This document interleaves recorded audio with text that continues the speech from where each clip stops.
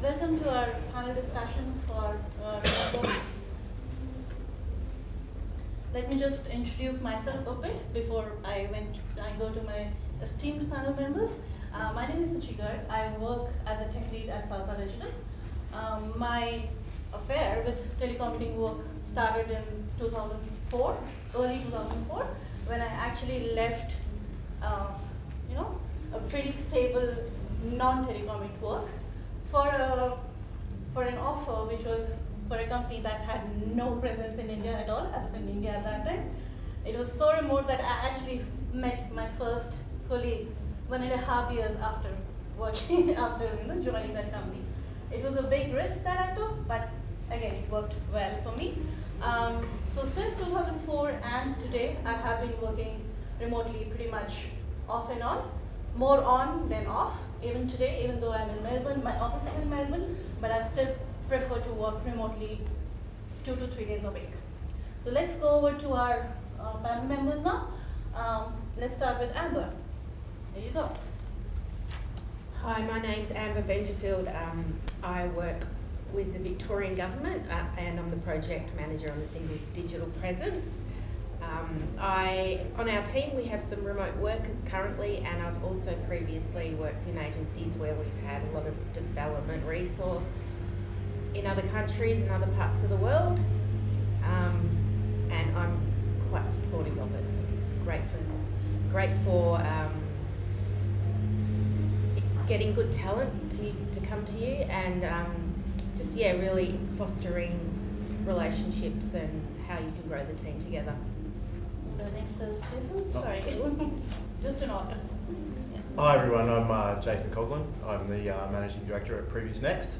I guess I've been doing this for quite a few years, and we've also been doing it for quite a few years at Previous Next. So I started remote working quite a few years ago for myself when I was setting up businesses and working remotely. And with Previous Next for the last 5 years, it's pretty fundamental to our business. So I think without remote working, we probably wouldn't exist. Cool. Piyush. Thanks. Hi guys. So my name is Piyush Poddar. I come from India and I work for a company called Accelerate. We are a remote-only company right from the time of inception, and a company of around 60 people, with people in different cities of India and a few other countries like Middle East and Africa. And my job is to develop partnerships and find those strategic alliances, and that's one of the reasons why I travel a lot, which actually brought me here as well. So yeah. And last but not the least. Okay, hi, I'm Bevan. I work for Catalyst IT. I'm a senior Drupal dev there. I've been there quite a while. And my relationship with remote work is, I actually work in the office here in Sydney in Catalyst. However, a lot of our clients are off-site. I'm working on a project now with the university, so I remote work with them. There are occasions where I work at home because there's the flexibility to do that. However, I do tend to still commute to an office and then work with teams in other locations. A lot of Catalyst is in New Zealand. We've got 200 staff over there, so I'm often collaborating with people in New Zealand, remote working with them on teams. I've worked with teams in Melbourne, and I'm currently remote working with a team in Brisbane, so I'm still travelling to an office every day, but then the team I work with is not in that same office. So that's my background for the moment. All right. So, because people can't speak, listen to me. So before we actually start our discussion, let's start with disclaimer. This is not my definition. This is a definition from Wikipedia. What is remote working or telecommuting? And as per Wikipedia, telecommuting, also called telework, teleworking, working from home, mobile work, remote work, and flexible workplace, is a work arrangement in which employees do not commute or travel, example by bus or car, to a central place of work. As I said, disclaimer, this is not my definition of remote working. As Bevan was saying, there are many more versions of remote working, just like you. So let's start with our first question. Why remote working? What are the major benefits that remote working brings on the table for you as an employer, for you as an employee, and generally across the board. Who'd like to start? Sure. Sure. Look, I'll just take one point because I don't want to hog it. I would say it's definitely attracting great talent, and that's really fundamental to why we do it. It allows us to have people work where they are and for us to employ them from where we are. So I think when you are going out there hiring for certain roles, that location can be a very restrictive element. So if you find somebody who you would really like to have on the team and they're located in a different state or even in a different country, but they're a perfect cultural fit for you, you're doing yourself and them really a great disservice in not setting things up so that you can actually work together. In the Department of Premier and Cabinet, we've got I guess it's a policy or something about flexible working arrangements, and while they're mostly supportive of working from home, and that's been really good in engaging different people who have different other commitments in their life, whether it's looking after elderly relatives or they have young children. It gives them the flexibility to work different hours in the day to work around those other commitments, and I think that's done a lot to attract especially women into the workplace. Okay, I wouldn't say why. I kind of think there's certain cases where it's essential. Like it does, as you were saying, it leverages all kinds of opportunities that just wouldn't be available without the ability to co-locate your team and work remotely. Particularly going back to my case, working with a university who's looking to outsource a lot of their services, the mere thought of going and contracting to a team and having them or setting up tables, setting up desks, providing workspaces and all that resource that goes in for a team that will work for you maybe a month or two, it's just financially infeasible. By then setting up that ability and having the tooling in place to do the remote working, as you said, they've suddenly got this great larger pool and ability to work with people. So we're down here in Sydney, we've got people on the team in New Zealand, and it's just same thing. They can pick the best available people and get the project working the way they need it to. And it's just that what they're trying to achieve and what they want to build and structure for the businesses would not be possible any other way. So when it comes down to a why, it's essentially sometimes you need to. So great companies are not built off great products or factories or infrastructure. They are built of great people, and great people. All of them, they don't live in one city. So that's one of the reasons why we decided that we'll go remote and we'll go remote only, and we'll tap into all of those awesome people out there who want to work for us for a common cause, one single product or technology, and get aligned with the strategy that we could have. So that's where we started, a remote company. The other idea was to think about the way they work, right? So mostly people come to office from home. How about bringing office back to their home so all of it can stay together, and then trying to engage them together on those fronts. So it's worked out very well for us. We follow the philosophy of empathy, kindness, and openness, and everything that we do, tooling, processes, decisions, they're based on these three sort of traits. So yeah. And what about the finances? Do you think financially does it make more sense? Oh yeah, absolutely. So there's so much of efforts and resources that goes into setting up all of that infrastructure and maintaining them. And then what if all of that money and that effort can be allocated to the well-being of your people, to making better engagements? So definitely finances are a reason. Now that in our case, we don't see us becoming much more cheaper when it comes to the overall cost, because we invest that money into different programs and initiatives and supporting international travels, and there are a lot of programs that we run. But end of the day, the right money is going to the right thing and helping us develop a more engaged team of people rather than an engaged team of desks and computers and chairs. So yeah, it does. I'd say that you would you'd never actually do it to save money. Yeah. that shouldn't be a motivating factor at all. I think definitely not a why. But one other thing I'd just say is I think that allowing people to live their lives is an extremely motivating factor.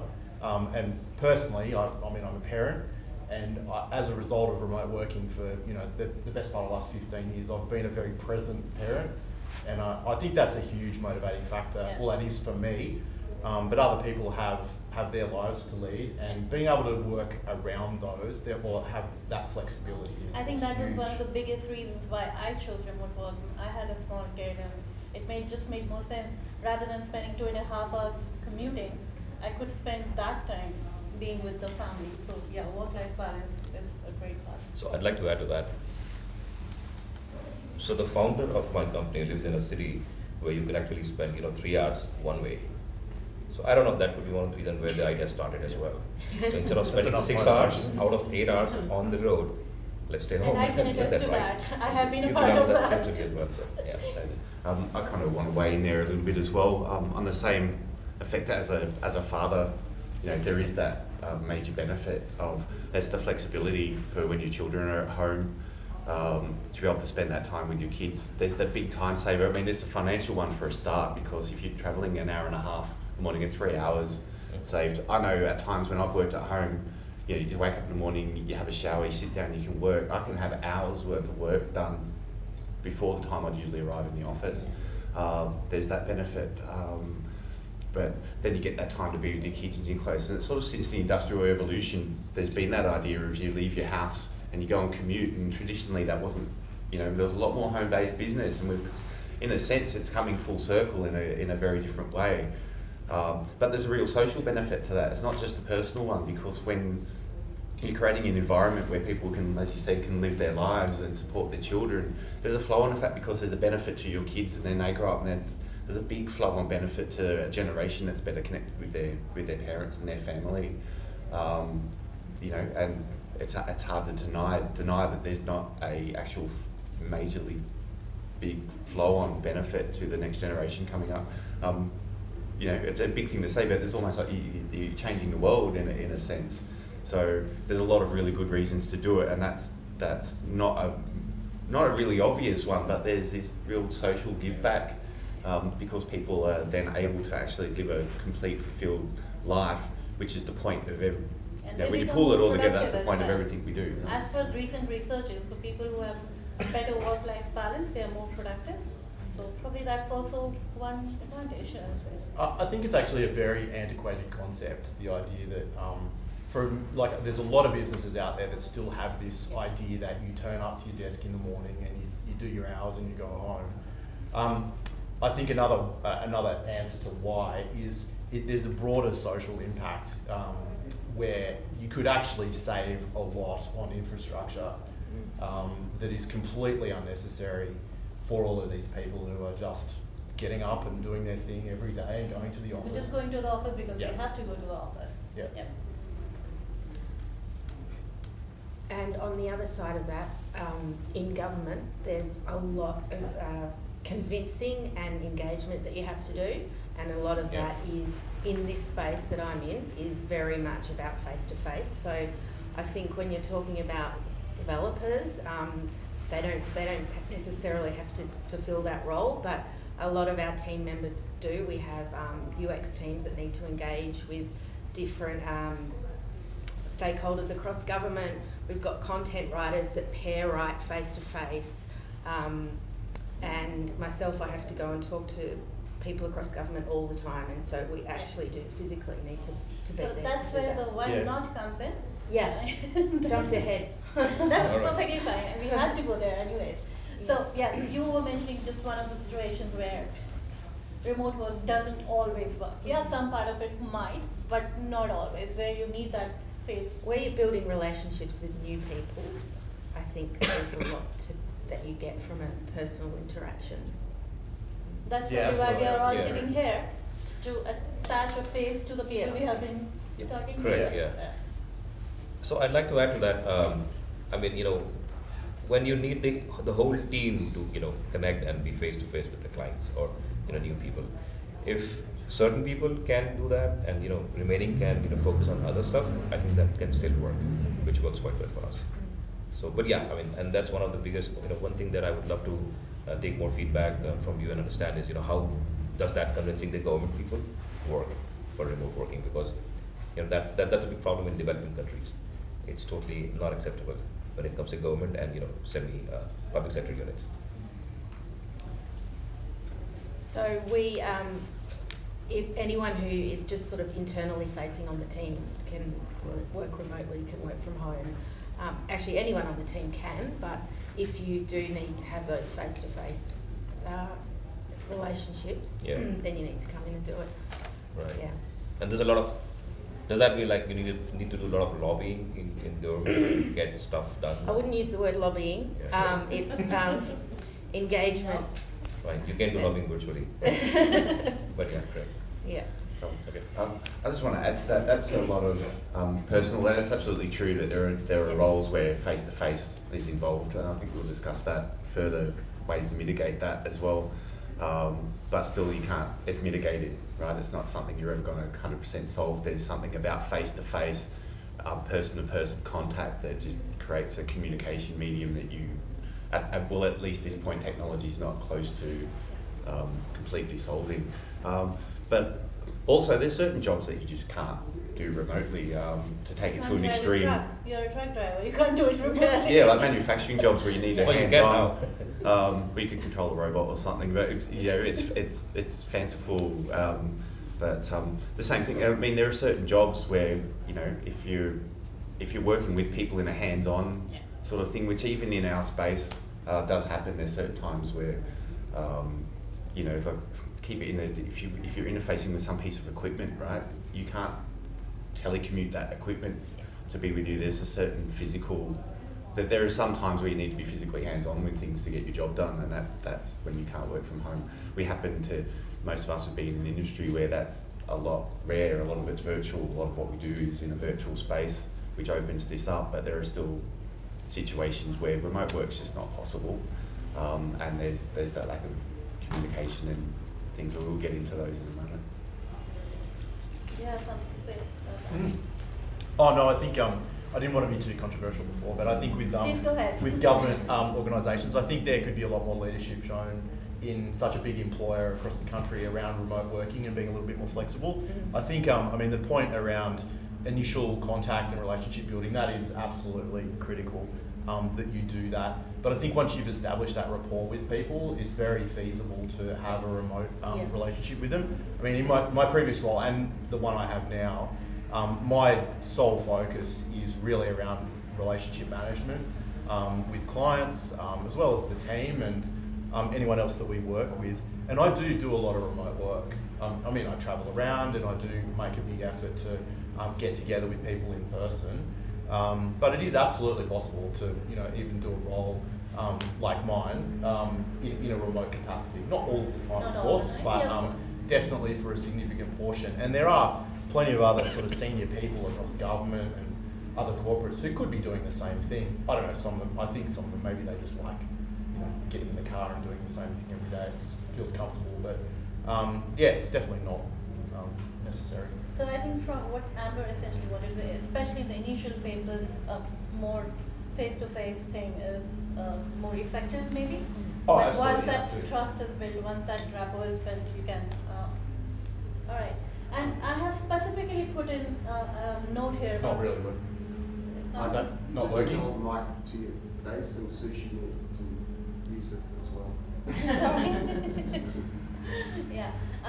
So I have put in one specific point in here about sales, and that is something a few people have raised, that specifically when you're doing a sales pitch kind of a thing, that does come as a hindrance, that working remotely does come as a hindrance. I think Piyush has a bit more to talk about that. Yeah, I mean, it's the same thing, right? Sales, I mean, it's the initial interaction, engagement with, stakeholders of companies or partners. You need to be there, you need to develop that relationship, and, you need to build in trust. But at the same time, these things, it's not to say that remote, remote cannot be, remote all the time. You can, still travel, go meet them, come back, and, get the stuff done. Even in our case, although the entire team is remote, at times when there are projects which require, face-to-face interaction or some sort of a discovery workshop. Our people fly off to clients' places, and they stay there for a week or 2 weeks and do those workshops, build the repo, get some level of understanding of the project, and then come back. And usually those are very successful engagements as per our experience. So that is remote, but then you're still trying to fix the challenges of remote when you are staying way apart. Like travel is not a problem these days. It's very easy. You can catch a flight in a big time and go anywhere. I don't think travel from India to Australia is. I mean, yeah, but if you talk about my people would love to travel. They're never able to do that. So yeah. I'll just say we would almost never do a pitch remotely, so we might dial in every single team to a pitch, but to actually have that initial contact or do that initial pitch to a client, it's almost impossible to do that remotely, effectively anyway. All right, and when we are talking about why not remote or why the challenges across, so I remember sometime when Yahoo banned remote working totally, and the memo sent out why the HR person essentially was, some of the best decisions and insights come from hallway and cafeteria discussions, meeting new people and impromptu team meetings. What is your take on this? How do you, in a remote workforce, especially if your company is primarily and dominantly remote, how do you overcome these water cooler moments? How do you create those water cooler moments and impromptu stuff? I would like to know a bit more about that.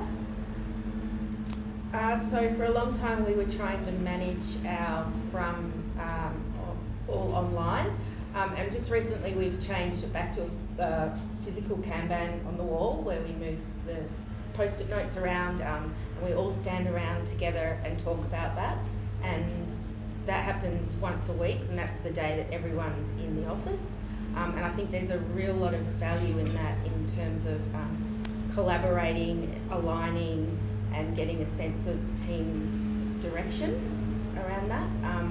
Just being physically present together does build that sort of team trust. Yeah, we because we are a remote only organization, which is all 60 of us are remote. Everyone is like in a different place, in different time zones at times as well. We have given a lot of thought to these things and built certain programs which allow us to increase and maintain engagement between employees and everyone else. Things like a happy hour every second week, where everyone comes on Zoom and they can see each other and talk about things. Yes, they can. So we have a coffee Zoom session. So not everybody would come. So whoever are into coffee, they can come and have coffee. So I mean, tools are there. Systems are there. Things like Personal Triumph program, where someone would volunteer to talk about some failure in his life and then share the story, and everyone else would listen to that. Those who cannot make it, can always check out the recordings. So I mean, there are a length of these programs that we have created to bring in these kind of water cooler moments, bring in engagement, measure those engagements, and also take feedback from each other to improve things. You can give feedback in under your name or in an anonymous manner. Doesn't matter. We should know, like, transparency and trust has to be there. So. Okay, I want to say here that at least in a narrow band, that they're right. That interaction between people around the water cooler and stuff really can be very rewarding, and things can come out of that. But it's also something that's mitigated, as we discussed before. There are times where remote work's just the only feasible way to make it work. There are benefits to family and things. So there are a lot of everything's got a pro and con, and because, and I think we'll get into it again further down, is that there are ways to mitigate that. I mean, we're here at a conference now where a lot of the people attending this conference are remote workers who are here bonding, sharing, and they're to an extent, you don't even need to build this in. These conferences happen whether you're remote working or not. You'd be at this conference, so that networking does happen. There are tools. There are, as you said, there are ways to, and it takes a little bit of extra effort. I think it's something that takes a bit more focus. When everyone's in an office, that sort of stuff naturally occurs. In a remote work, it's something you need to identify and take steps to try and work with. But it's definitely not a deal breaker. I thought that water cooler moments were traditionally where people talk about anything but work. And I think, this example I think is a difficult one to relate to because that is a massive organisation. And, again, not to sort of be controversial about it or sound negative, but I do think that in some of these organisations, larger ones, this idea of people meeting in the cafeteria or meeting in the hallway, they actually waste a hell of a lot of time when they could be being a lot more productive and probably enjoying their lives a lot more by working in a remote environment where you don't have those distractions. I see these things as distractions. I agree. And especially working in a very developer-driven environment, these guys need focus and they need to be left alone and they need to not context switch all the time. And those sort of environments, I think, can be really toxic to that sort of role. Obviously, they're great for relationship building and things like that. But I see that our team collaborates really effectively on Slack. I think Slack is a really central point of discussion around a lot of things. And of course we do, video calls and things like that. But again, we're all here. So we have conference get-togethers, like we have an annual get-together around Drupal South in particular. And wherever we can, we do organise other team-based get-togethers. So yeah, it's my 2 cents worth. All right. So, okay, yeah, we should be working remotely, but you can't hire for remote just the way you're hiring for, an in the office kind of a person. So, what do you think are the hiring strategies? What should you really look out for when you're hiring, specifically when you're hiring for a remote opportunity? Any red flags? What are the questions you'll be asking during those interviews? Anybody? Who's volunteering? Yeah. The first thing is, communication, because, anyone who joins the company will be communicating remotely, virtually. And so they should be responsive, they should have, at least a clear accent, and they should have, respect for everyone, each other as well, because end of the day, people relationships are very important when it comes to team building. Second is, so you already pointed out something. Second is a red flag. So we really need to take a lot of care in identifying the right people to join our company. We tend to hire less than 1% of people who apply, and we unfortunately take a lot of time to do the hiring. But then there are multiple layers of filtering after which we make sure that the person is mature enough to be able to get inducted. He understands what remote means and either has done that or understands the consequences, pros and cons about it. Because end of the day, your family is also very important, and when you're working remote, you're actually there in your family all the time. So you should have family members supporting your remote working as well, right?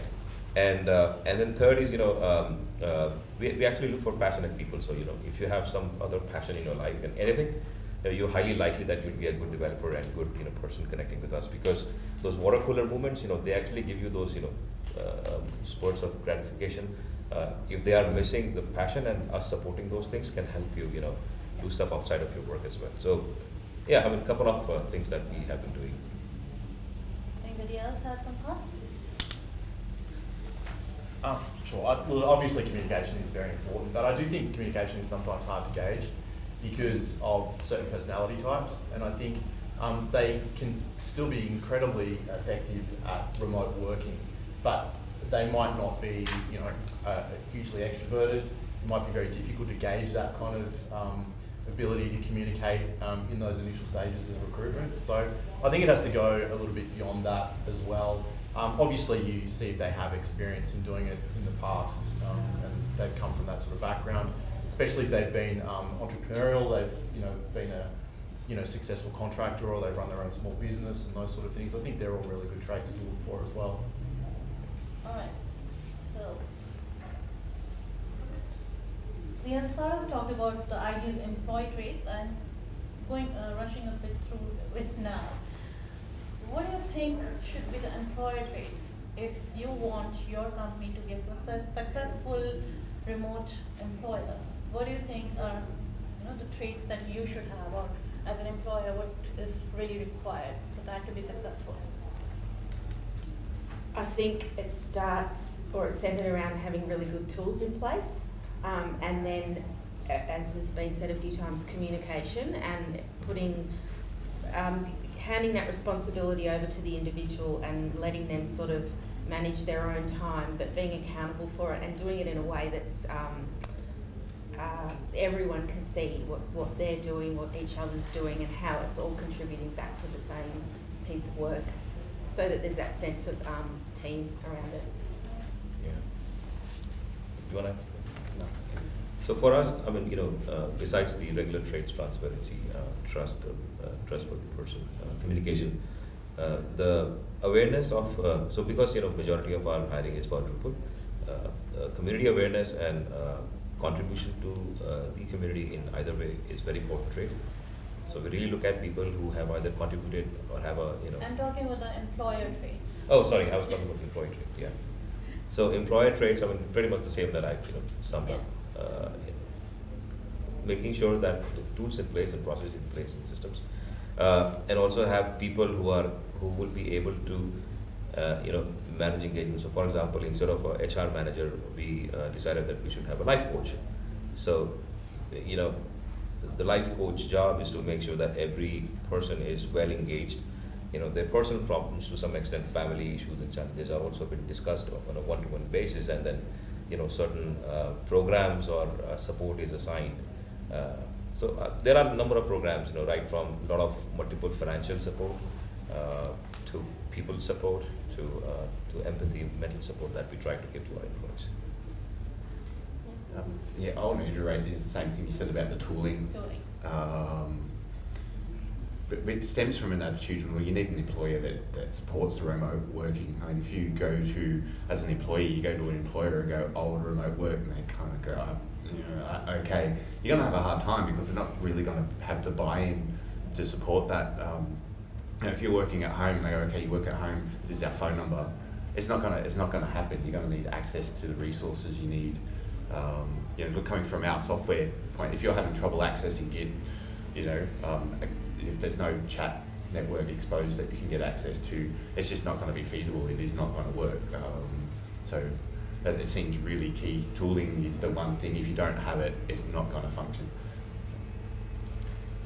In government, particularly, we around the development side of things and our actual little team and the way we've set ourselves up, we have great tooling, but more broadly, we're still using Lotus Notes that we have to log into via Citrix, and you have to have a special code to get in.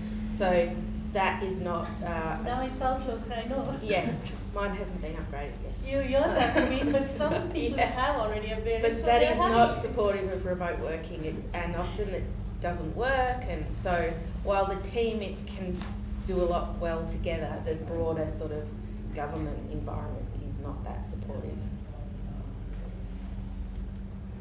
So while we are already talking about tools and processes, recommendations of tools. What is something that you use? Let's not talk about Lotus Notes. No. Let's talk about something else that you guys all use. What are the recommendations that you have? I'm probably just going to be stealing everyone else's here, but Slack, of course. Yes. I think that's absolutely critical. And I noted one on our chat notes that we've started using a tool called Float, which is quite a collaborative scheduling tool. And it's really, I think it's quite a useful tool for people to see what other people are working on. It's not about kind of keeping an eye on what people are doing, but it's actually giving people a lot more control over their own scheduling and their, planning out their own week. So we're not, we don't have that sort of, we don't have a role where that person's, to use an old school terminology, traffic management around scheduling and things like that. We're actually giving the team a lot more autonomy around what they are scheduling in. So it's sort of broadly working on a project, but then managing their own time to schedule things in. So that's is proving quite useful. I won't say any others because. We're going to go to tooling. There's also hardware to consider. I've worked on projects where I'm sitting there with a laptop with a decent webcam in there, decent microphone, and so I may be dialing into a meeting room with a bunch of people who are co-located, dialing out with a really crappy webcam and a microphone that's miles down the desk. And it can be a challenge because the feedback loop is a little interesting because I'm sitting Pretty there. much the only thing is, can you hear me?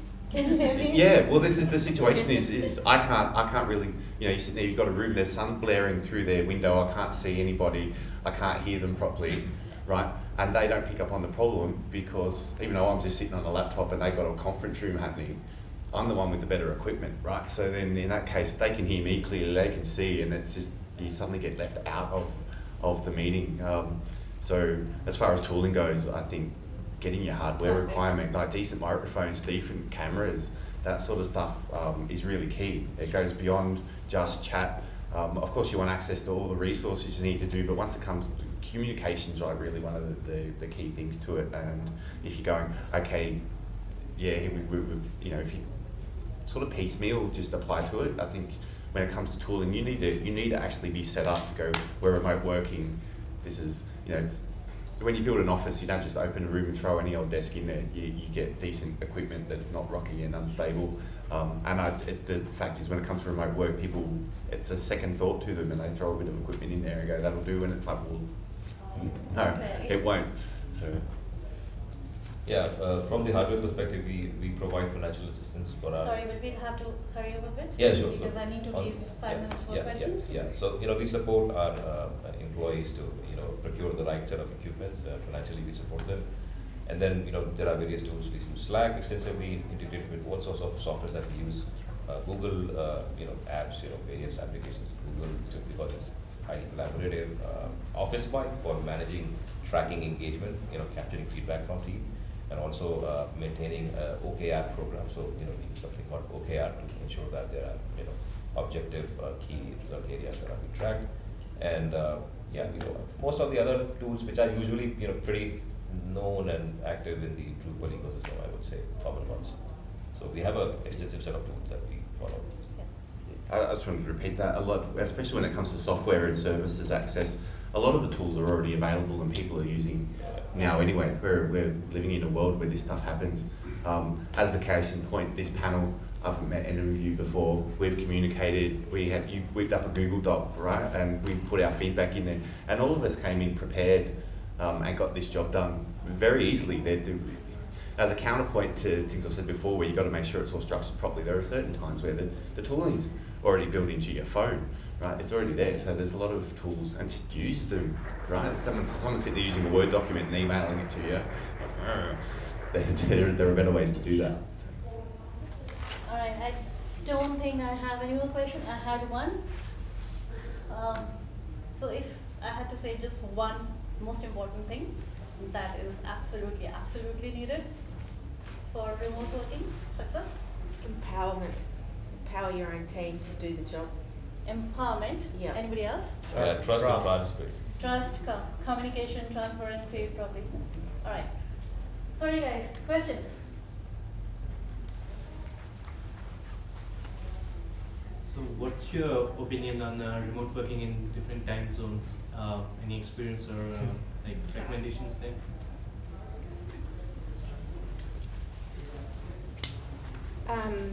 I've worked with a development team once that were in Buenos Aires, which is the complete opposite time zone to Australia, and so that was very difficult. That meant both of us had to sort of be open at different ends of the day.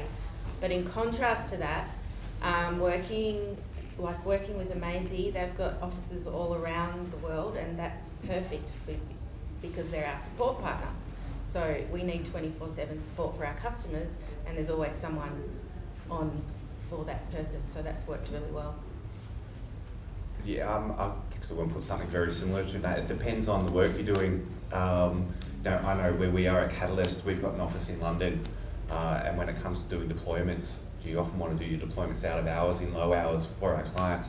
And by having a team that's in, same thing, the exact opposite time zone, we've got people on hand, we can just go, hey, they're trained, they do the deployment, we come next day, it's done. Yeah. It's smooth. So it's a plus and a minus. Yeah. Any more questions? Any more questions?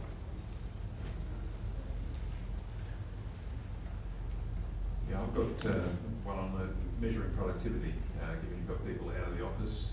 A lot of organisations don't seem capable of measuring productivity other than the hours people spent at their desk. Do you measure the hours people spend, or do you measure the outputs by units? It's a controversial question. Who would like to answer? That's a good question. No, we don't measure, hours being put by our people all the time, except when they are supposed to do that for billable purposes. So outside of that, if client requires those reports for billing purposes, yes, we ask them to do that. But outside of that, we don't do that. We have extremely flexible time. I have a developer who gets up at 4 a.m. in the morning and finishes his job by 11, and then he's free and he does whatever he wants. That's totally fine. And in terms of time zone, I just add, the key is to make sure most of the work that we do is asynchronous these days, right? Using these tools and GitHub and everything else. So only barring those few hours when you need to connect and interact with your team members, you can do things from wherever and whenever you want. Productivity question. I want to say, where we work, we have a time tracking system that we use, and we use it extensively because it's the key to our business. It's what we use to build the clients from. And as a developer, I'm regularly submitting timesheets, and this is what I spent my time on. And in that case, working at home or working in the office, it's exactly the same. Often management's not in the office; they're out at meetings anyway, so they're not there. That idea that you need to sit and watch your employees to check they're working. When you have a time management system like that, it's going to quickly come to light. Like, why did it take you 4 hours to write half a document that's recorded? Also, a lot of the time when the remote working really happens, you're often in an agile environment with something like Scrum, where you've got your regular stand-ups in the meeting, stand-ups in the morning, so you're coming in there with what you do yesterday, what you do today, velocity's measured, the cards are moving through. If something's going askew there, it's going to come to light very quickly. We're working in a continuous improvement space on a product, and so really we're focused more on outcomes, and what we work to is outcomes over, I guess, a quarterly period, and so we know what we need to achieve with that, and as long as everyone's working towards that. I mean, it's pretty obvious when there's team members that aren't, aren't performing as well as others. Unfortunately, again, in the government space, it's a little harder to manage, but I don't think that you gain too much other than being able to bill a client, which I don't have to do, by tracking hours and minutes. I think at the moment, time tracking is fundamental to what we do because it's the way that we bill, like a lot of people do. And because we work in an agile way, we do actually invoice for hours spent. So we don't have sort of fixed price models where you would just be measured on outcomes. If we were like that and we were just solely sprint-based pricing and measured on outcomes, then you would do away with timesheets. You wouldn't be tracking it at all. And yes, you do find out very quickly it's not fully their way. Any more questions? I think we just have time for one more. Questions? Yeah, sure. Thank you. Being in federal government, I think one of the limiting factors is information security and classifications of information that we work with. Some of us work in highly secure environments, which makes remote working impossible. Do you have any advice, insights, this issue?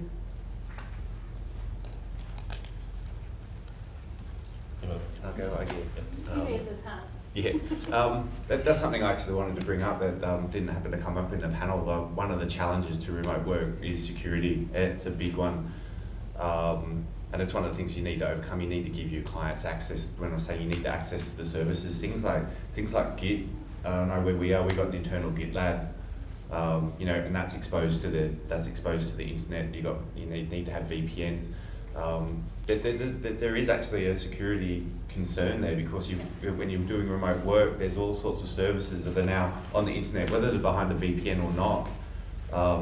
Because if you're working in an office, you can keep it on your LAN and just not expose it to the internet at all, and that's about the best security you're going to get. But as soon as you're remote working, there's people in other locations need access to it, and there's a hole there. So it's actually something you need to take quite seriously and apply to, rather than just opening all your services up. If you're in a situation where that's all locked down and you can't access it, I guess you need to speak to your sysadmin team and start, working on how you can mitigate that, because it really is fact is it's going to open open things a bit more. It's never going to be as secure as a locked computer in a room with a door on it. There are options, I suppose, but it's a huge cost to secure someone's remote location.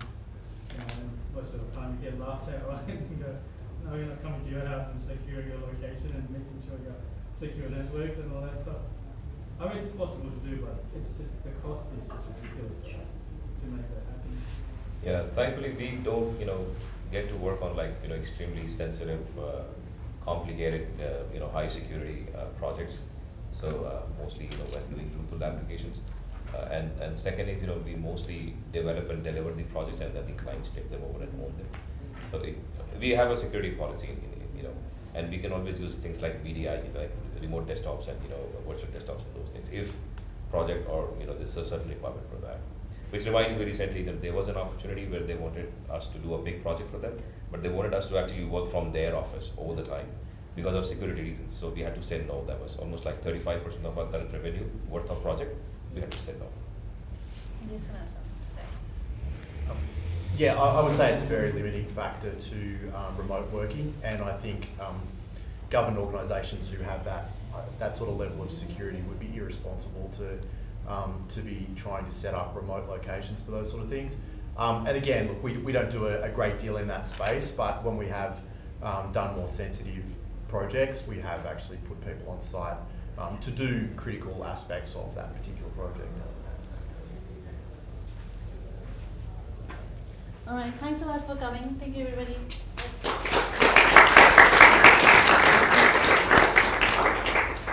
Thanks. Thank you. Thanks, guys. No worries.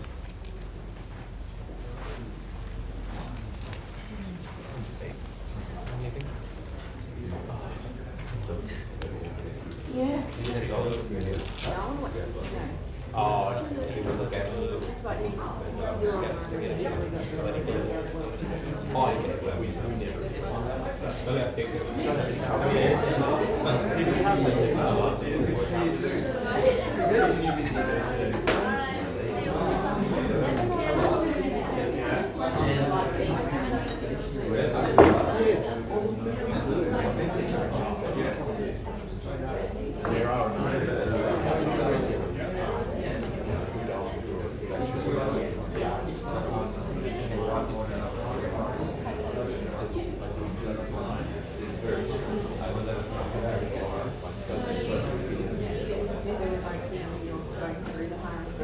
Yeah, we've had people I'm just trying to it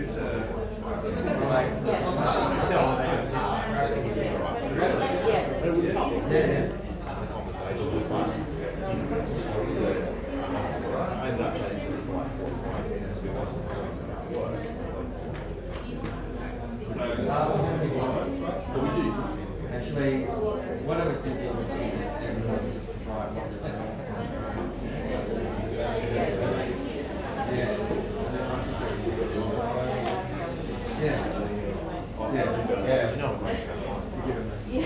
So, no, something goes on.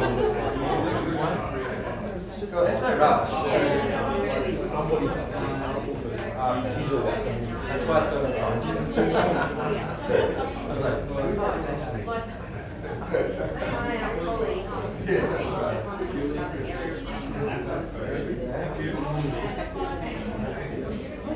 Why didn't we solve this problem? And so I read the email trails.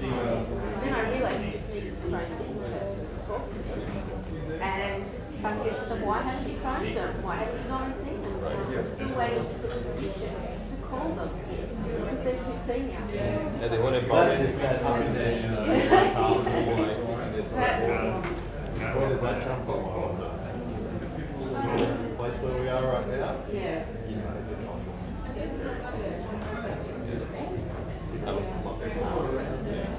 we have a lot of challenges in India. When I've been 20 years of my experience, I've never seen a more successful company in India. There's a lot of cultural challenges associated with that, especially family and society. The guy is sitting on doesn't have a job, it seems. Those things.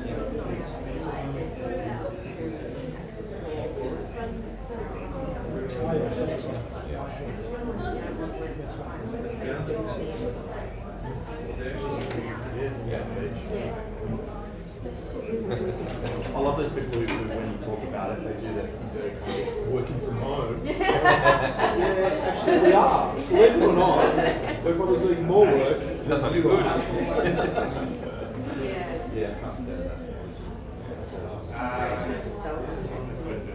Where we're at with our team, we're trying to build this progressive, engaged, really clever, switched on teams, legacy people.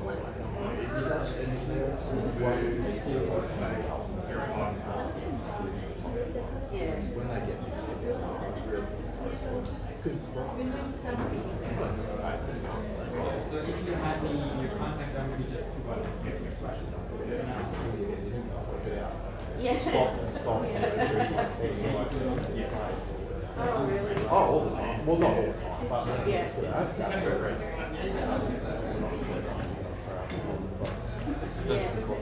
because of music, especially when I'm used to get silly, that's like when I find out about it. I'm like, that's yellowy white, and I'm listening to Yeah, one of the significant is we federated publishing, writing, all the content written across all the government, but we have central publications. And everyone's going, yeah, great idea, but what about this? Just how do we get something published? We absolutely need to, like, in the middle of the night. yeah. It's terrible. My bank comes ringing and they go, the ministry, they're on to this, and I'm like, so? That's your problem. Alright. Cool. Alright, nice to see you again. See ya. See you. So we have two mics. One mic is for audio system and another mic is for video recording. Because there was a discussion here, so yeah, towards it.